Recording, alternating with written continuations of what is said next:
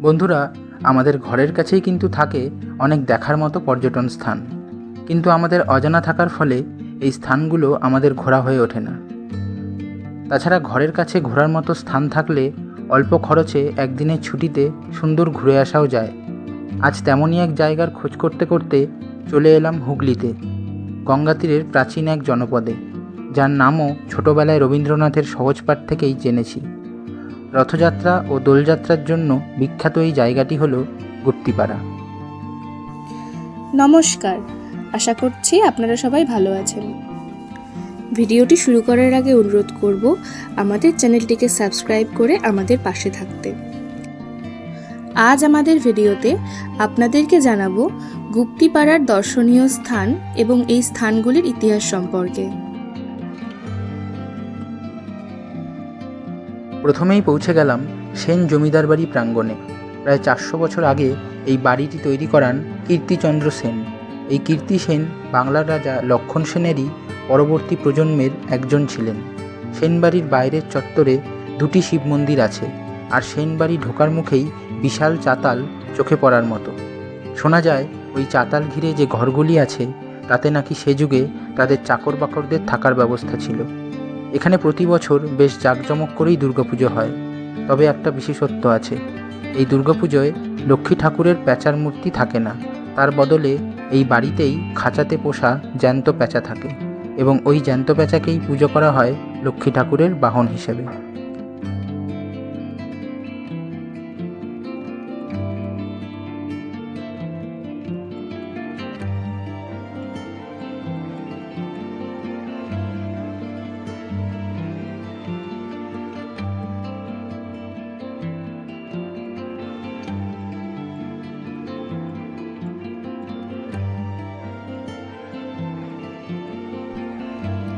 এর পরের গন্তব্য বিন্ধ্যবাসিনী মন্দির।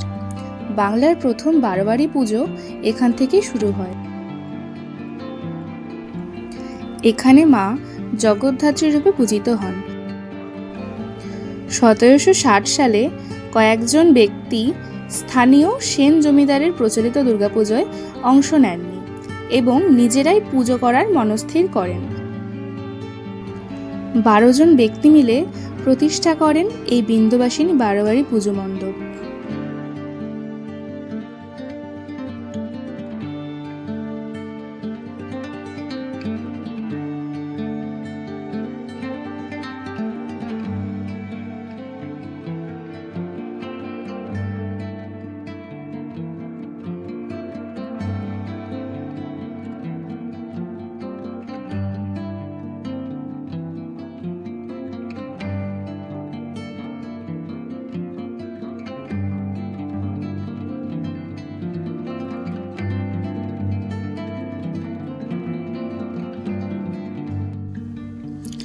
দেশ কালীমাতা গুপ্তিপাড়ার অধিষ্ঠাত্রী দেবী।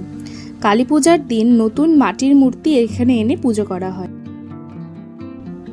এবং পরের শুক্লা দ্বিতীয়ার দিন মূর্তির কেশ, কাকন, কেউর, কপল প্রভৃতি কেটে নিয়ে বাকি মূর্তি গঙ্গায় বিসর্জন দেওয়া হয়।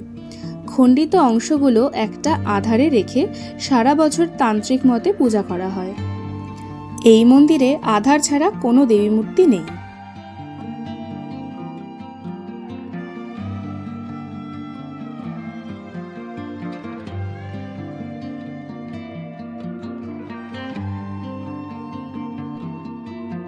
গুপ্তিপাড়ার প্রধান ও বিখ্যাত উৎসব হল দোল ও রথযাত্রা। 279 বছরের প্রাচীন বৃন্দাবনচন্দ্রের রথযাত্রা শুরু হয় রাজা কৃষ্ণচন্দ্রের সময়। বৃন্দাবন মঠের সামনে থেকে বাজার পর্যন্ত দীর্ঘ 1 মাইল পথের দুধারে মেলা বসে। এই মেলা 1 মাস বা তারও বেশি সময় ধরে চলে। বাংলার ঐতিহ্যশালী ও বড় রথগুলির মধ্যে গুপ্তিপাড়ার রথ অন্যতম।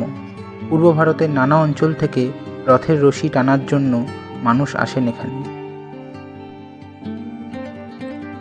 এরপর আমরা পৌঁছে গেলাম বৃন্দাবনচন্দ্র মঠে। এই মঠকে গুপ্তিপাড়ার মঠও বলা হয়। এই মঠে রয়েছে 4টি মন্দির: বৃন্দাবনচন্দ্র মন্দির, কৃষ্ণচন্দ্র মন্দির, শ্রীচৈতন্য মন্দির ও রামচন্দ্র মন্দির।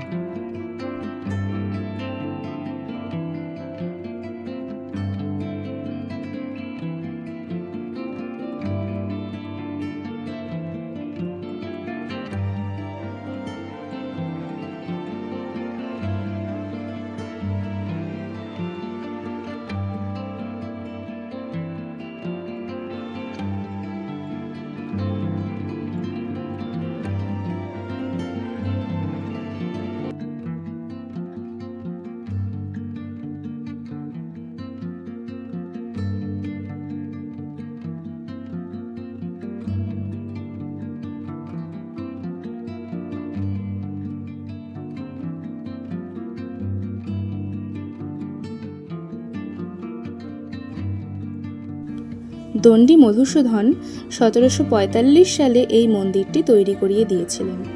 এখানকার গর্ভগৃহে শ্রীকৃষ্ণ ও রাধিকার বিগ্রহ রয়েছে।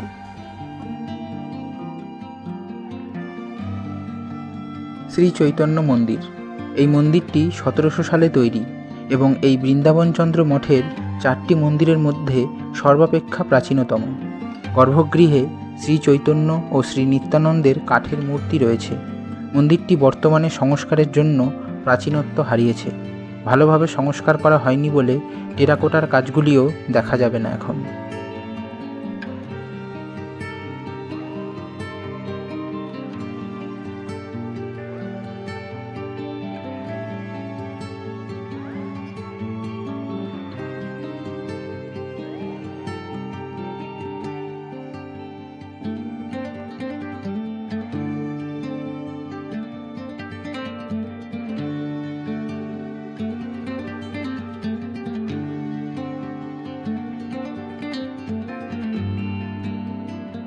বৃন্দাবনচন্দ্র মন্দির। এই মন্দিরটি গুপ্তিপাড়া মঠের মধ্যে সবচেয়ে বড় মন্দির। এই মন্দিরের মূল আকর্ষণ হল ফ্রেস্কোর কাজ, যার মাধ্যমে মন্দিরের ভিতরে এবং বাইরে পৌরাণিক কাহিনী দেখানো হয়েছে।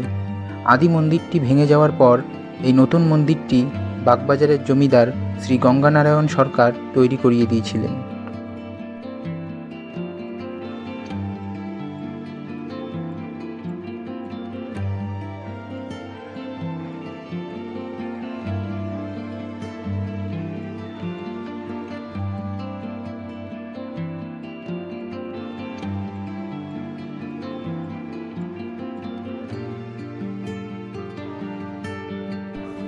রামচন্দ্র মন্দির।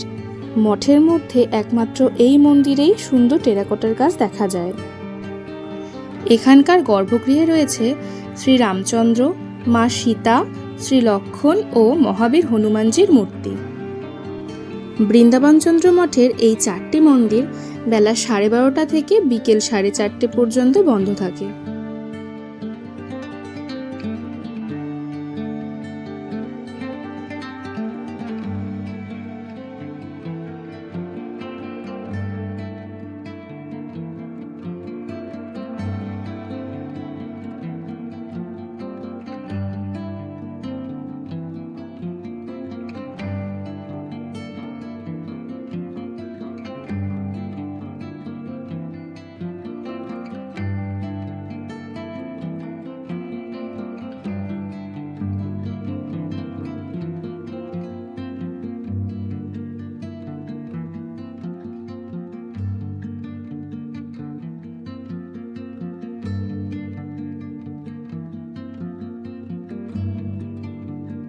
জগন্নাথ দেবের মাসির বাড়ি। এই হলো জগন্নাথ দেবের মাসির বাড়ি।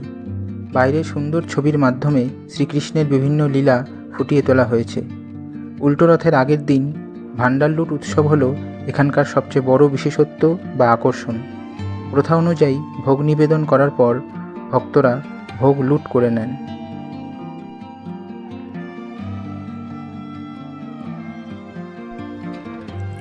গুপ্তিপাড়ায় এলে এখানকার সবথেকে বিখ্যাত মিষ্টি হলো গুঁপো সন্দেশ। একবার খেয়ে দেখতেই হবে। চলুন এবার জেনে নিই কীভাবে আসবেন এখানে। শিয়ালদা থেকে এলে শান্তিপুর লোকাল ধরে শান্তিপুর নামুন। তারপর টোটো করে চলে আসুন গুপ্তিপাড়া ঘাট। ঘাট পার হতে ভাড়া নেবে 3 টাকা জনপ্রতি। হাওড়া থেকে এলে কাটোয়া লোকাল ধরে চলে আসুন গুপ্তিপাড়া স্টেশনে। এরপর স্টেশন থেকে বা ঘাট থেকে টোটো রিজার্ভ করে নিন। এখানে টোটোতে সাধারণত ঘন্টা হিসেবে রেট নেওয়া হয়। দরাদরি আপনাদের উপরে। আমরা এইসব স্থান 1.5 ঘন্টার মধ্যে ঘুরে নিয়েছিলাম, আর আমাদের ভাড়া লেগেছিল 220 টাকা।